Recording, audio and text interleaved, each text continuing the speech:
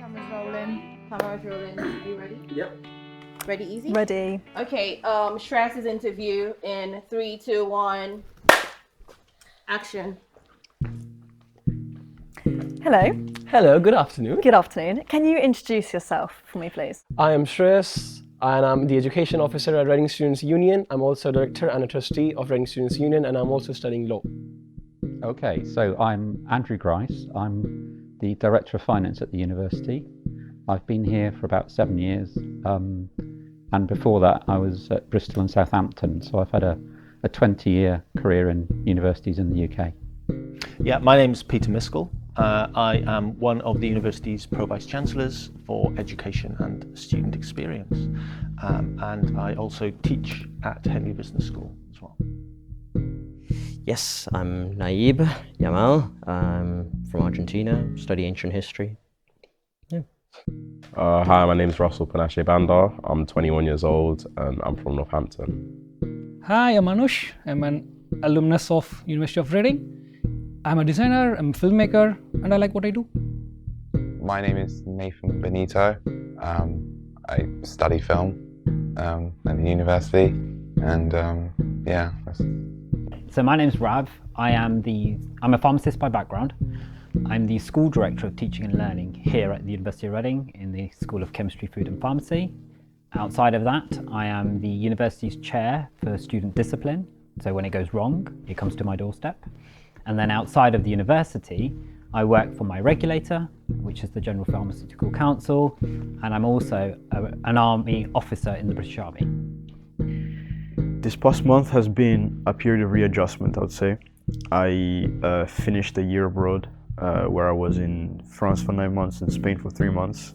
And now I'm coming back to Reading. I had to move in the new house and see all my friends again, kind of adjust myself to life in England one more time. And it was okay. It was kind of a period of adaptation. So I didn't have much time to maybe reflect on how I'm doing, but I don't think that's very rarely the case anyway, so it's fine.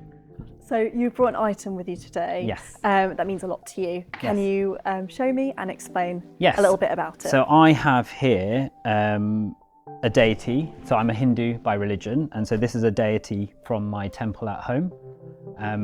And the deity is Ganesha. And we have a temple in our house, and we prayed to the same temple, and I took the same temple to university when I went. And Ganesha is the deity that you would have at the start of any process or any journey or any ceremony or a festival or anything like that, and it's the deity that removes obstacles. So if you have apprehension, stress or anything like that, by remembering this deity, it helps to remove those obstacles and clear the path for you. Yeah, this is a scarf for my favorite football team, Inter Milan. I was born in Italy, and it's football and my faith in God have been the only thing that have been consistent in my life, I think, from my childhood since today. I thought it was the thing that kind of, I don't know, it brings me the most memories. So it's good. It's a sign of consistency for me, and kind of growth towards a better path. Oh, I bought my tiger. His name's Lewis. He has a name. I've had this when I was a child, and this is just a nice cuddle buddy, pretty much. I like cuddles, I like hugs. So it's a bit old and battered, and music lovers might recognise it. It's a score of The Messiah by Handel, and it reminds me of school days. I was brought up in Swansea in South Wales, and the schools system there was hugely into music. So from the age of about 10, 11, I was singing or playing in an orchestra, and every Christmas we did The Messiah. So this is my original score from the time, and it's got all my pencil markings in. So I have very happy memories of standing on a stage at Christmas with 100 other young people singing Messiah. Okay, I just picked this up in the co-op a minute ago, okay? This is a jar of mango chutney. And the reason I've bought a jar of mango chutney is because when I was growing up in my house, one of the absolute rock solid things that would happen on a weekly basis without change was my dad would always make curry on Saturdays. Okay, go to Tesco Saturday morning at 8:30.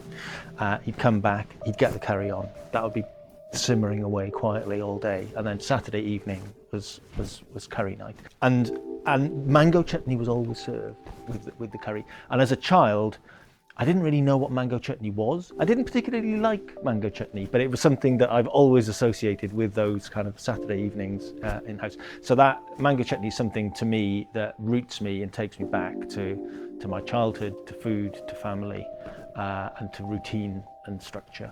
If I could have brought it, I would have got the original wooden spoon that my dad used to use to stir the curry, because that was the same spoon he used for about 20 years, but I don't have access to that. And it wouldn't have been right to have just bought a different wooden spoon, that wouldn't have worked.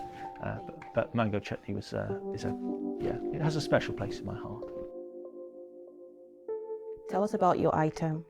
So I don't have my item with me, but my item is a bracelet that I got from my mum. And the bracelet says, trust in yourself and God. And obviously that's something that's important to me because I kind of feel like it keeps me safe. So, yeah. Yes, do you want me to show you? Yes, please. Okay, so it's a picture of me when I was about 9 years old. I used to have to do this quite a lot, and it used to scare the living wotsits out of me every time I did it. And can you explain what it is that you're doing? So it's a picture of me playing the clarinet. And I used to have to play that clarinet in front of my whole school, in front of lots of different people in lots of different events, and it caused me a lot of stress. So that's why it's here today. Yeah. Did it scare you a lot? It scared me a lot.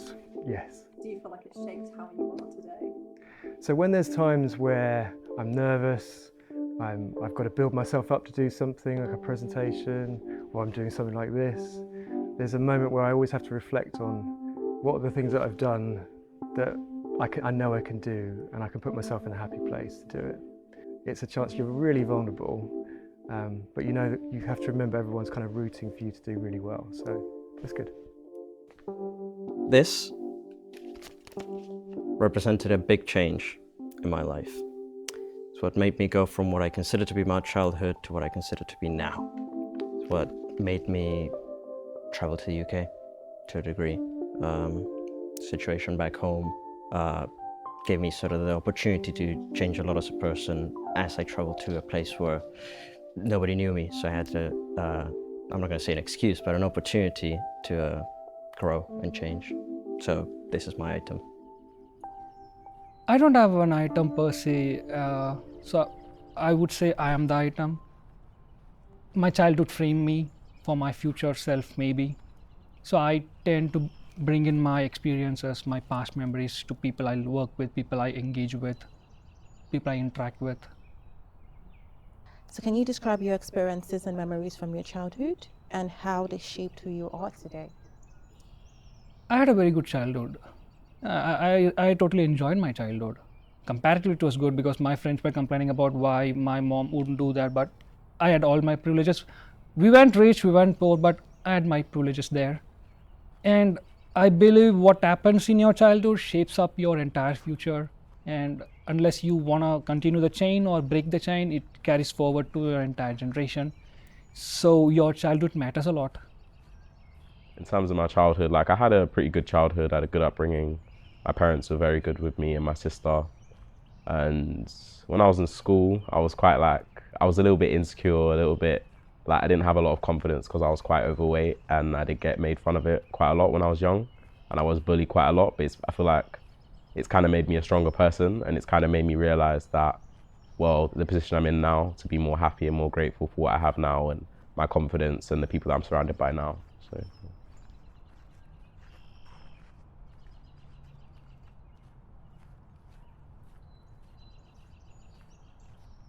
My parents are actually exiled. So they came into this country in the 70s when there was a movement from the sort of the African population. So they are British Indians, but they lived in Africa, and actually they moved out of Uganda and they came and settled in this country. And when they came here, they didn't have anything. So they were essentially living in refugee quarters, Brize Norton, basically. And from that, having been very affluent back home and having nothing whilst arriving, they've had to find their feet, you know, amass their wealth and kind of support us to go through education. So I'm a first-time university student in terms of from my family, but ultimately it meant that from a very young age we watched our parents, you know, work very hard, and those values were instilled into me. So whenever I've seen a challenge or whenever I've had a barrier, the only thing that I've ever recognized is having some resilience and overcoming that challenge, because you need to push yourself, you need to motivate yourself. And that's what I've taken from my childhood, my parents, and also, like I said earlier, from my faith. I don't have a specific memory. I have sets of memories. I don't know how to define it. There was this one memory I can think of right now. So during the whole of my school life, whenever there was a project or assessment or any group work or anything that I had to do to go out of my way, and my parents used to always support me in a way that we will give you all of the supplies you need, art and craft or whatever, but you will be the one working, and you will be the one cutting and pasting and everything, and we won't go out of our ways to help you, but we will support you. And I think that has shaped me into an independent person. I think a lot of what shaped me when I was a child is my relationship with my dad. He taught me to be very confident in myself, and I think that's something that I really appreciate. To always try and improve, obviously, but to recognize that you being yourself is enough, and trying to, you know, while trying to become better, it's sort of, you gotta work with the tools that you have. Obviously, you can wish for better tools, but not using them simply because you wish you had better ones, not making you any favors. So I think that's something I really appreciate. It's also, yeah, maybe I appreciate the good from my dad, but obviously nobody's perfect. Can you elaborate on why you might find it difficult to talk to someone about how you feel? I think it's probably the way I was brought up. My father was a very reserved character. And they do say, you know, one of the truisms of life is that as you get older, you end up like your parents, especially your father if you're male. And I think he was a very intensely private person, and I've probably picked up quite a lot of those characteristics. So I'm afraid I blame my father for that.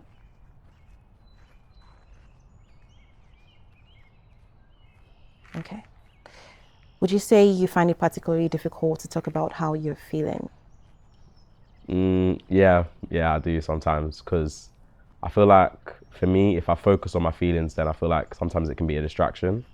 So I've always been a person where I don't usually talk about everything that's going on, because I like to be independent, and especially during uni and being on my own a lot of the time, I've kind of learned to kind of deal with a lot of things myself, which is not always the best thing. And I've kind of realized as I matured and grown up that, like, emotionally you kind of do need to be able to be vulnerable around people.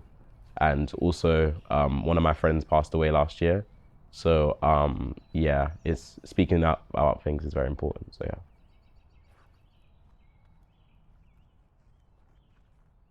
Okay. Is that something you want to share with your friends? Oh yeah, I'm happy. Yeah. Okay. So, my friend, I won't say his name, but my friend passed away last year, and that was due to mental health related stuff.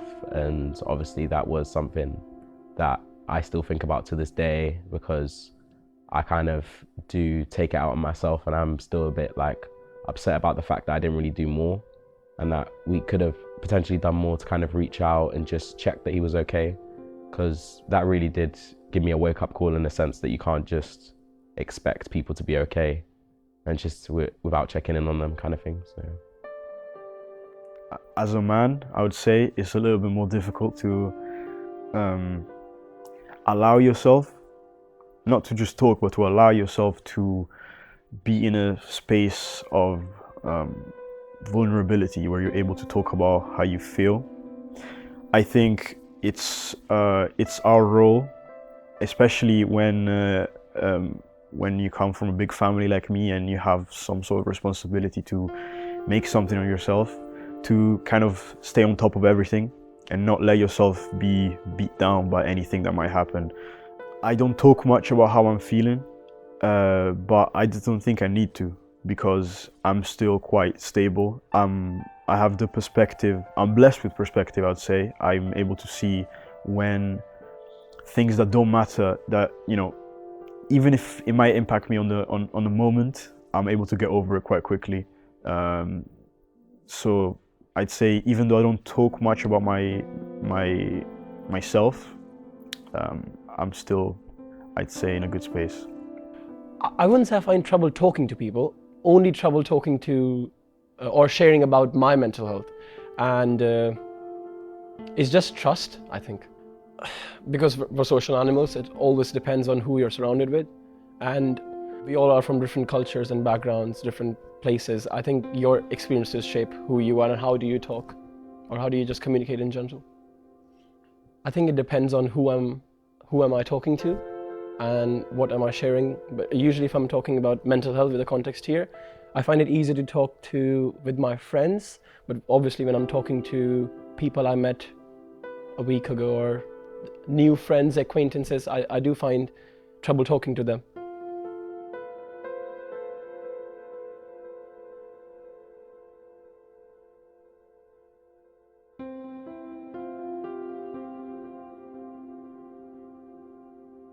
Being vulnerable, it's going to be an obvious response, because when your partner or your friend or anyone you're close with finds out that you're vulnerable, they might use that against you.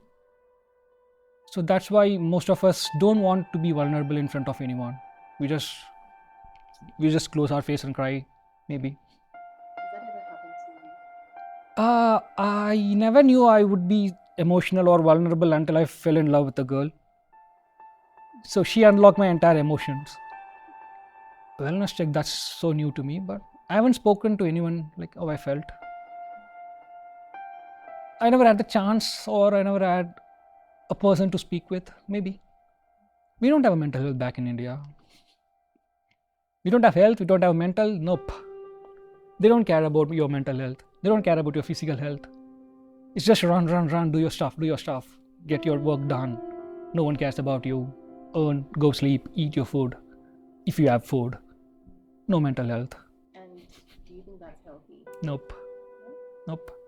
And ironically, people back in India, they don't have a healthy mental situation everywhere they go, but they seem to be happy. Either it's the way they've been brought up or they are faking it.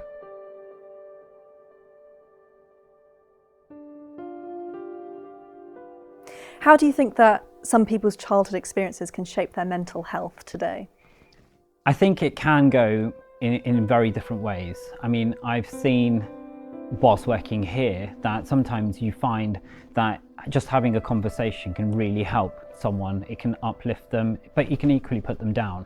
Through my discussions with some of the recruits that I work with in the military, you find that actually a lot of people have had very unsettled childhoods, and actually it's given them poor direction and potentially poor steer. Flip that around, I've personally had a sense of happiness growing up. So I've prided myself on being happy, and with my own family, the mantra I use is to be happy. And if you're happy within yourself, you'll flourish. So I think some of the challenges you have through childhood can shape who you are, but at the same time, it's about overcoming them and finding the barriers. And it's small steps and little changes that can definitely help shape who you are later on in life.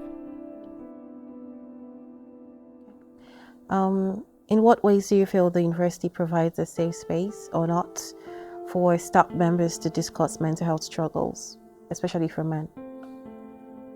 Good question. When you say specifically for men, I cannot think of anything right now, but the Reading Students' Union do provide an advice service, and they are not biased for men or women. Anyone can come and talk to them, and there are drop-in sessions as well. So I think that's a very, very good advice service. Yeah. So I did, so last year I was going through like a lot of stuff. Obviously it was the first year, so obviously it was really stressful going through all that. I've never really been away from home, like in that style, and I went counselling. I went counselling just so I can just talk to someone about how I was really feeling. I think it really helped, honestly, counselling.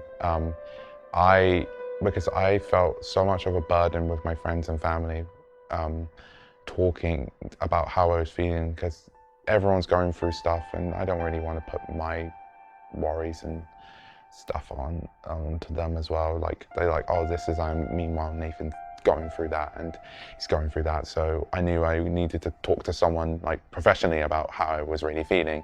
I think it helped. The advice was good. I just wanted someone to talk to about how I was feeling, and I think that really helped with that. I think it does. I think we can always do better, but I think it does. I try and encourage it within my teams, being open and transparent about that myself. Sometimes I feel I'm being too over, putting burden on them necessarily, but it's certainly a safe place to do it, probably more so than any other organisation I've ever worked for in that respect. So communication, talk, I mean bottling things up. At work it's sometimes not possible to do that very easily, to show your vulnerabilities, so make sure you've got your family, your friends, go for that beer if you need to go for a beer. And don't feel like you're going to burden your mates or the guys you don't actually know very well in the pub to say, do you know what, I'm having a bit of a tough time. Because actually men, despite all of that, will rally round very quickly to that individual when they're showing those vulnerabilities. So yeah, it's communication basically is the way I get through it. I think friendship groups can be quite narrow for men. I think I see a lot of friendship groups of females my age that are much wider, and I think men find it hard if you've got those small friendship groups to really share intimate information about their health or their relationships or jobs. And I think that's the challenge for men, is that they do not have those wide friendship groups, and if you're finding it difficult to talk to one or two people who are your best friends, perhaps you've only got one or two anyway. So you can't find someone that you can share that with quite as easily, I think. So yes, I think friendship groups for men are, as they get older especially, are quite difficult.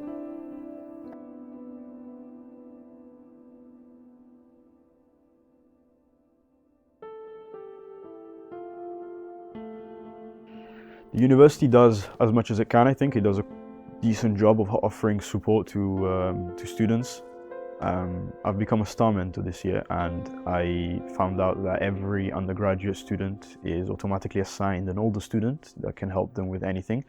And one of the training that I took was trying to direct students in the right place. So there are systems in place. There are support systems from faculty, from the students, and also from, I think, professionals, I think. However, maybe the person that I am, I don't think I would use these support systems simply because of the reasons I explained previously. I'd say it's just, it's a bit much. But I think things like this interview right now, where we were able to talk about having a bunch of people talking about their feelings and or at least their perspective on things is very positive. It's a step in the right direction. I think something that could be improved could be having I don't know, maybe a role model or somebody that at least can represent the men in the side of mental health. Throughout history, women have been kind of underrepresented in these type of these settings, I'd say, like the setting that we're in right now. But there's a lot of support for them, and for men, we kind of don't even let ourselves go. We don't let ourselves be supported in these senses. So maybe having somebody that can demonstrate, look, if you really, really need to, there is somebody that you can talk to. If you're not somebody like me that has a good support system, then I suggest people to take advantage of it, and maybe, that's a step that the university could take. My sense is that there are opportunities to do that, but it requires people to use their initiative to be able to take advantage of them. So the ability to take advantage of coaching, I did that through work, for example. So that was an opportunity that I was able to gain through my workplace to be able to get access to that. I know that we do have mentoring systems in place, so particularly when new staff arrive, they can get paired with a mentor. Now, some people might use that relationship as an opportunity to share some of those feelings, but it depends on your relationship with your mentor. You may or may not feel confident about doing that. So I think those opportunities are there, but they kind of require the staff members themselves to be a bit proactive about how they take advantage of them or how they use them. I suppose it's quite difficult to kind of formalise some of these things. If you set up a formal well-being process, then I don't know exactly what that would look like in terms of how you make it work. But it's an interesting. I certainly know that I have had conversations with other male colleagues at work about, how do you cope, when things start building up or you find yourself getting a bit run down. Your kind of reserves of resilience are starting to be eroded. You're finding yourself getting a bit more drawn into negative thoughts. I've had those kinds of conversations with people on a sort of an ad hoc basis. So I think the fact that we're a campus, the fact that we've got cafes, bars, opportunities for people to bump into each other sort of in a slightly informal environment does afford some of those chances, but to some extent it's things that have to happen by chance rather than. And I suppose with more people working from home and fewer people bumping into each other in that way on campus, maybe it's a little bit more difficult to do that now, possibly. Don't know, but it's an interesting question. In an ideal world, describe who a man should be. You're seeing an ideal man these days. Yeah. The society has already conditioned a man to be so ideal. He can't be imperfect. He can't be aloof. He's already ideal. It's really common for social media in general. It doesn't affect just men, but it's really common for people to post on social media to their best selves. You don't post something to social media that is ordinary, that is, quote, mediocre, something that is average. You post something on social media because it is an extreme. Either viewed as extremely good within, I guess, a standard or a stereotype, something that is extremely bad. So sort of, even particularly for young people, I guess, viewing that as perhaps the only two options or predominant options evenly of I am either this super masculine man who is really confident and can, quote, get girls or they can go to the gym and all this stuff. And the other side was like, you can be a nerd who's depressed, nobody cares about them, and that sort of viewing those two extremes and think to yourself, well, I'm not doing perfectly, I'm not all this stuff. So then I must be this other type of person. Sort of resign yourself to that other standard, whereas you are just a person. You do fall somewhere in the middle, and that is fine. Again, I think that it's really important for, I guess, an ideal man in my eyes to be able to accept themselves for what they are, and I think social media can portray a false dichotomy that isn't really there. I think my advice would be, is it really that important? I've got a son, and I see lots of parents put pressure on their children to be something, and I think I've learned, as a parent, is my son happy and is he healthy? That's probably enough. So happy and healthy are the two things I'd look for, really. It's a mix of everything and everything. There are we have a lot of neurodiversity, lots of neurodiversity. I have it in my own family, and it's not easy to make sure that you're catering for everybody and everybody. So it's a question of being patient as a leader, definitely. Not jumping to conclusions when people might have said something they shouldn't have said or upset someone they shouldn't have said, and you never really know what's going on with anybody individually, but it's always worth asking them how they are. I do all my sort of one-to-ones and meetings. I usually try and open that with a "how are you" conversation. That's always good to just get a feeling of how people are doing. I feel like for guys, a lot of the time when you're going through something, the solution that you're kind of pushed towards is usually something negative, whether it be like going out and drinking or, I don't know, doing whatever, but it's not usually something like wholesome. It's usually something that is a temporary fix. Whereas I've realized like a lot of the time that temporary fixes aren't always the best fix, and at the end of the day, you're still going to feel the same way you were feeling before that. So I feel like a lot of it is quite temporary in terms of solutions. So. I think if I was looking back and giving advice to my younger self, the advice I would give is don't be afraid to speak up. Don't let things like race or the color of your skin or the fact that you feel you're at a disadvantage become a disadvantage. Challenge yourself and push yourself, but at the same time speak up, have your voice heard, and I think the overarching theme is to be happy during the whole journey and just enjoy it. Like the stereotype of what it means to be a man. So basically, I think I had, and not just me, but other men as well, have this really toxic stereotype that we have to be strong and we have to be like tough and put others over yourself and be like a hero. And like one thing I noticed is that, like, especially when it comes to crying, so I'm a deeply emotional person compared to a lot of people. So like if I find something emotional, then I will cry. Like I cry every single time watching Inside Out, like every single time.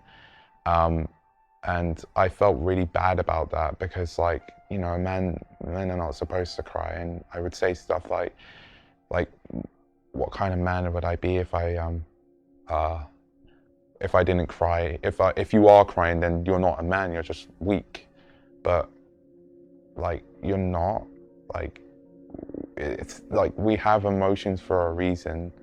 Like if you want to be sad, you should be sad without like having to hide it.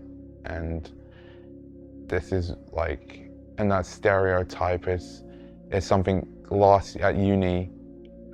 Being at uni, I had to kind of relearn that it's okay if you are going to cry, it's okay to cry. So there are times at uni where I feel really stressed out and all that, and I feel the urge to cry. So I just spend this time just to cry and just let it all out, and just like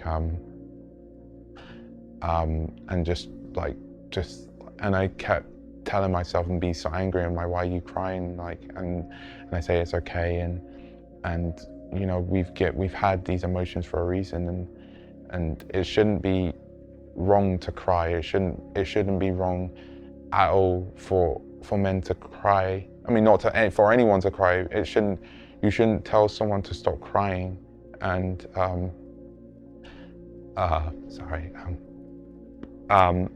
it shouldn't be a problem to do that.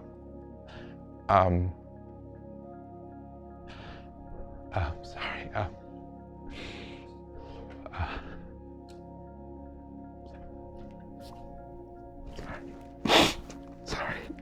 Okay.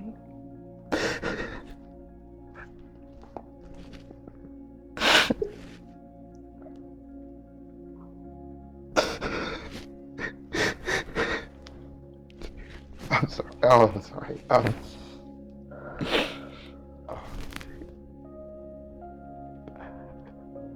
Like it shouldn't be a problem to do that,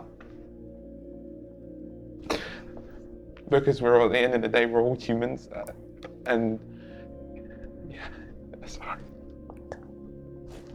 Do you need a moment?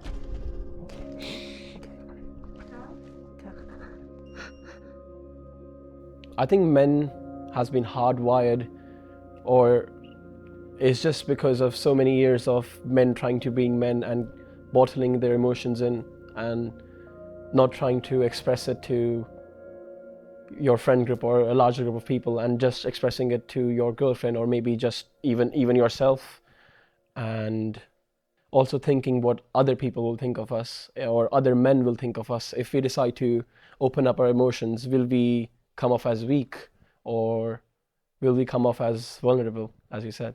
Why do you think that is, that people may think that men are weak if they open up about their emotions?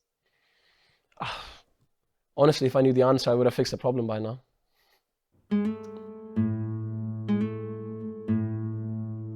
People say being a man, it means doing stuff alone, and that's not the case. You know, you've got people in your life for a reason. Your friends, your family, your faith. Everyone is here for a reason. Stuff happens for a reason. I just want to let people know that it's okay and you're not alone. It's hard, especially when opening up. But I think it's important to do that, and we shouldn't separate ourselves from what a man is supposed to do or what a woman is supposed to do. I think we're all people at the end of the day. We're all human beings with the capacity to express our emotions, and that is what's most important.